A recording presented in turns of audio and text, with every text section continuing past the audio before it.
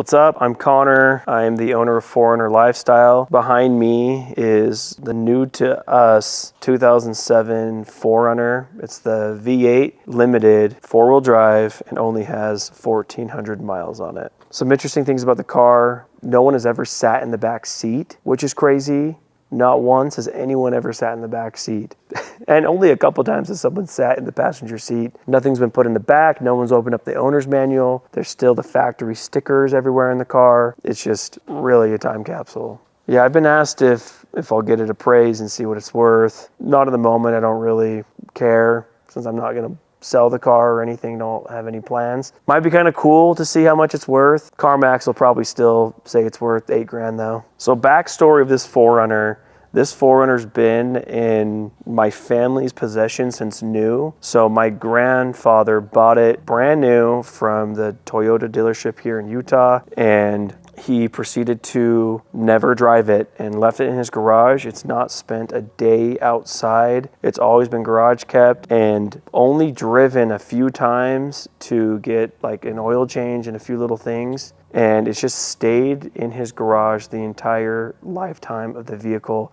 It's never been washed. It's never had like the coolant flushed. It's had like maybe 2 or 3 oil changes. It hasn't had new brake pads. It has the original tires on it still. It's literally a time capsule from 2007 of the V8 4Runner. So my grandpa is a car enthusiast. It's definitely where I got the bug from as well. He loves cars. He's actually sent me a list of all the cars he's owned in his lifetime, and there was probably 100 cars, all really cool stuff, old VW buses, very unique old school cars from back in the day. Lots of cool stuff on that list. And at the time when he bought the 4Runner, he owned a Tundra, like one of the very few second-gen Tundras, like the pre-facelift one with 2-door short bed. It's very unique. I've only seen like 3 or 4 on the road before. So he had the Tundra, he had a 2-door Altima, and a Nissan 300ZX. Really cool car, really pristine condition, this really pretty red color. And at the time, he primarily just drove the Altima and the Tundra and occasionally the 300ZX, and he wouldn't touch the 4Runner. And I'd bug him about it all the time. I'd be like, Grandpa, let's go drive the 4Runner. Like, why is it sitting in there? It's such a pretty car. The color looks really good at that flake to it. And he just like never would drive it. And I probably have driven it more miles than he has. I would bug him to the point where he'd be like, okay, let's go drive it. And I would ask him about it in the car. I'd be like, Grandpa, why do you never drive this 4Runner? You know, it's not like a Corvette or like a car that you would generally keep pristine. It's like a daily driver. It's a car you can go off-road. It's really just made to be driven. You know, you could see someone like stowing away certain classic cars and never driving them, but you know, it's a 4Runner. You'd expect someone to drive it and throw the miles on it. And he told me the story that when he bought it, that the salesman kind of pissed him off. So he had bought the car and everything was done, and he had traded in a car. I don't know what car he traded in for. And he traded in a car and he left his garage door opener in it. And he tells the salesman, hey, my old garage door opener was left in my car I traded in. Could you just grab that for me? And he had I guess he hadn't taken delivery of the 4Runner yet. And the salesman said, hey, yeah, I put it in there for you. And when my grandpa got in the car in the 4Runner, there was like some old garage door opener that wasn't his in the car. And so he just kind of felt like the salesman was lying to him and kind of just like gave him the runaround with like the garage door opener. Just kind of pissed him off. And so he just like never cared to drive the car, never cared to sell it, and just like parked it. Just kind of a funny, quirky story about him. And so he would just never drive the car. Yeah, he's really particular with his cars as well. Like I drove the car once and I like changed the seating position. Like I just like moved it like back a little bit and like reclined it a little bit. And ever since then, he's always bugged me that he could never get the seat comfortable again. He's always just joking around. But he's a really particular person. Like he'll notice little things like that, like you getting in the car and like resting your hand somewhere that might like cause residue or, you know, something. So he's definitely really particular with his cars. And so like every time I rode in his 300ZX, I was like really careful. He wasn't mean or anything. He's just particular, just like I am. So every time I rode in his 300ZX, I made sure that I wasn't like messing with anything or messing anything up. So I owned a 1998 third gen 4Runner in high school, and my dad bought that one new and then got something else, and so the 4Runner just kind of sat around. So I drove that, like, I'd always drive that up in the mountains and hit trails with it, which like really ignited my passion for 4Runners. And then in 2007, a few years later, my grandpa bought his. That ignited it further, like the first 4Runner with a V8. And I remember driving this car, you know, back in 07, 08, 09. Obviously not very far. They didn't drive it a ton, but it definitely like reignited my love and passion for 4Runners and made me really love the 4th gen, since I was so stuck on like that boxy design of the 3rd gen. My grandpa getting this one really like pushed me towards 4Runners, and when the time came for me to get something new. So this car is a really pivotal part of why I got into 4Runners and why I started this business to begin with. And so it's really special to me just that it's my grandpa's. It's a really unique situation that I own a 4Runner lifestyle, a 4Runner business, and that my grandpa happened to have a V8 4Runner limited with 1,400 miles from 18 years ago. It's almost like so interesting and crazy that this situation would happen, that some people on our post about it on Instagram thought we were lying. There's no way that the owner of 4Runner Lifestyle just happens to have a grandpa with a 1,400 mile 4Runner that I've now taken possession of. And so it's just a really cool story. And so like the direction of the car I want to take is just to leave it how it is, like clean it, and it needs new tires. The tires are expired. We checked, they're the original tires that came on the car in 2007. And so like probably the date code on them is like from at least 2006. So it needs that. It needs like a timing belt, coolant, probably new brake pads, oil changed, just like all of those maintenance things that had never been done. And when I got in the car, went over to my grandpa's house to take the car, and when we got the car, looking at the Jiffy Lube tag they put on the windshield, the last time it's had its oil changed was in 2017. So like it was pretty nerve-wracking driving the car, even just 10 minutes from his house to our warehouse here, because I'm like, okay, the tires are flat, the tires are expired, well, that should be fine for now, but like the oil and all those other things, the timing belt, like could be catastrophic. So I'm gonna comb through the car and make sure like everything's taken care of, and then just gonna stow it away on a trickle charger and leave it the way it is. The thing is, like I obviously own a business about modifying 4Runners, and that's like my passion, what I love to do. But this car is a time capsule and deserves to be kept that way. If I was gonna go modify a 4th gen, I'd just go buy a 4th gen, a used 4th gen, and modify it, not one that has 1,400 miles on it. And we don't know if there's a 4th gen with less miles on it in the entire country. I've had thousands of comments on our video, and other people have said they've had low mileage ones with like 30,000, 40,000 miles, which is really low for these. But no one has said that theirs is even close to as low of miles as this. We'd like to keep it under 2,000 and just drive it occasionally, so it's like getting driven and doesn't deteriorate, but keep the miles really low on it. It's also a really cool spec. The interior is like that really pretty tan leather color. The exterior color is gorgeous. It just really sparkles in the sunlight. And it's got the factory spoiler on the back. It's just a really cool spec. And over the years, the limited trim has like gotten too luxury. They tried to make it on the exterior too luxury looking and gone away from like a rugged 4Runner. But back then in 07 with the 4th gens, the limited still looked like a rugged normal 4Runner, but with just, you know, a few luxuries on the interior, nice leather and stuff. So I really think this spec is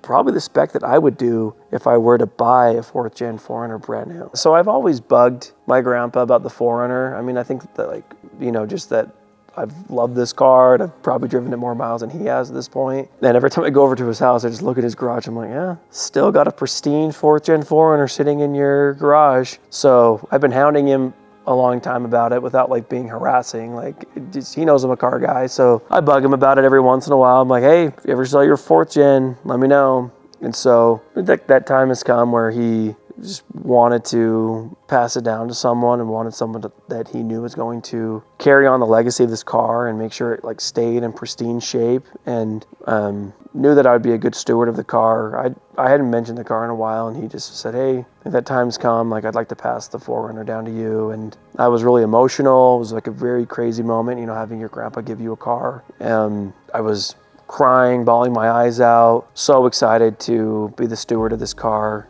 So took delivery of it. It was a really cool experience. Got some video of it, getting it out of his garage. It hadn't moved in a really long time. And yeah, it was just a very cool, emotional experience, and very lucky and blessed to take possession of this car and carry on its legacy of just keeping it really OEM. Like, we're not even gonna put all-terrains on it. We're gonna put on the factory tires, some new factory ones, and keep these tires here as like a keepsake that these were the original tires that were on the car. So yeah, just gonna try to keep that legacy going and keep the miles really low and just keep it a time capsule museum piece that it deserves to be. Funny enough, it's just an interesting thing, you know, cars that are preserved in a way that you wouldn't expect them to be preserved. You know, people find old Ferraris or Lamborghinis or Corvettes or Mustangs or Camaros, Chevelles that are kept in perfect shape with no miles on it. You just wouldn't expect it out of a 4Runner like we've talked about. So it makes it extra special to me. I've always had intrigued by cars that have been preserved that you wouldn't expect them to be preserved at this level. So just been really cool. And I don't even think he had a reason to not drive it. I just think like he had 4 cars and like just didn't ever care to drive it. And like the garage was really tight to get in and out. And so every time he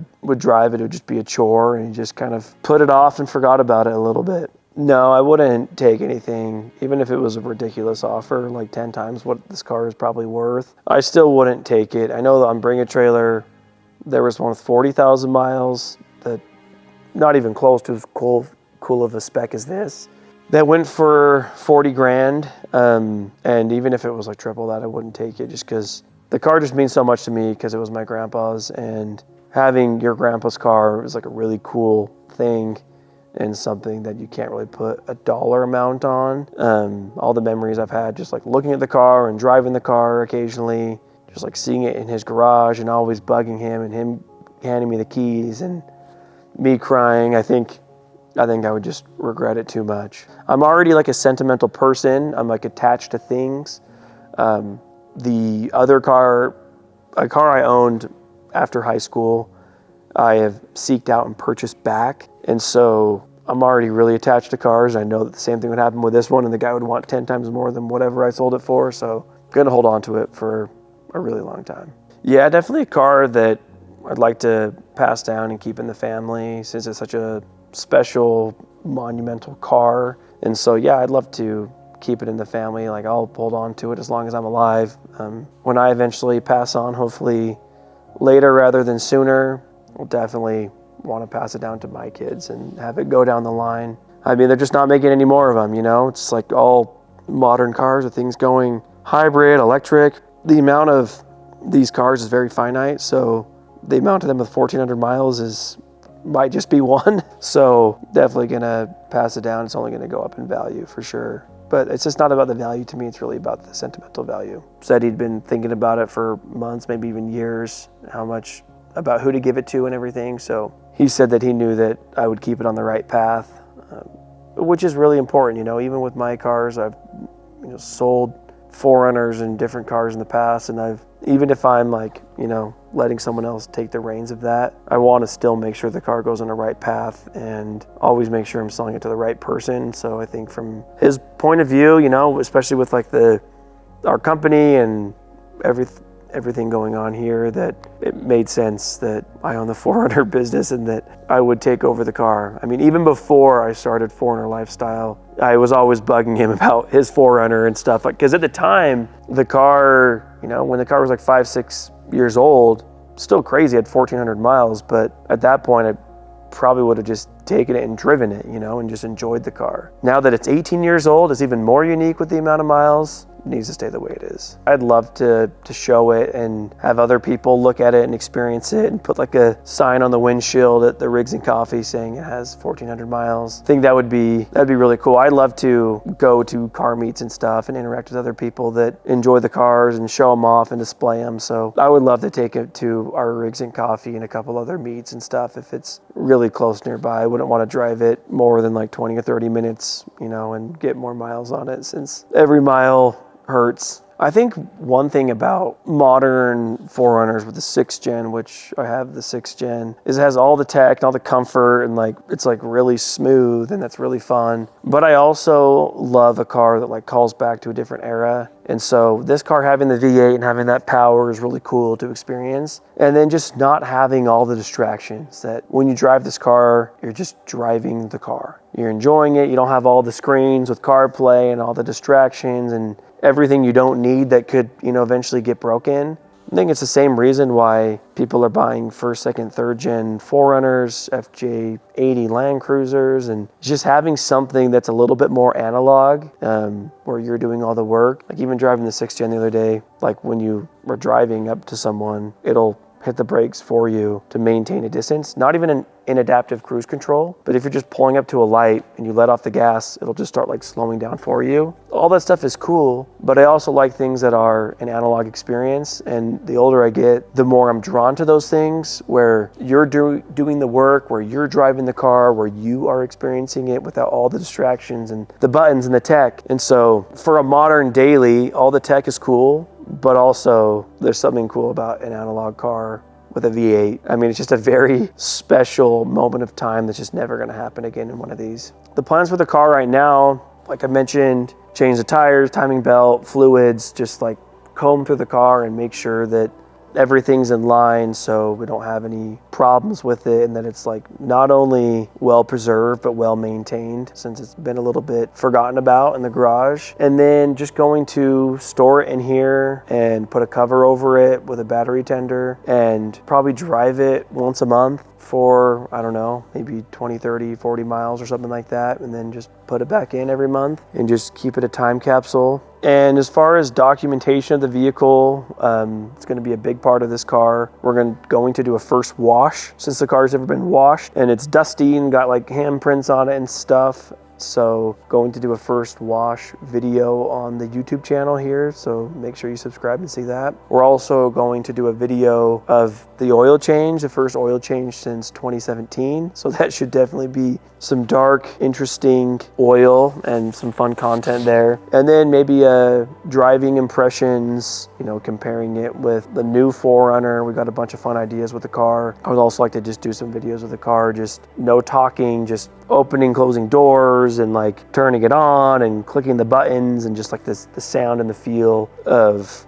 all the components of the car, opening the hatch up and down, and stuff like that, to show the car in like a intimate setting on YouTube. So that's kind of it for now. That's the story of the car and how my grandpa bought it and I got in possession of it. Make sure to subscribe because we're going to be doing a whole series of the car, and it's definitely going to be interesting since there's nothing else that exists like this. So make sure you follow along.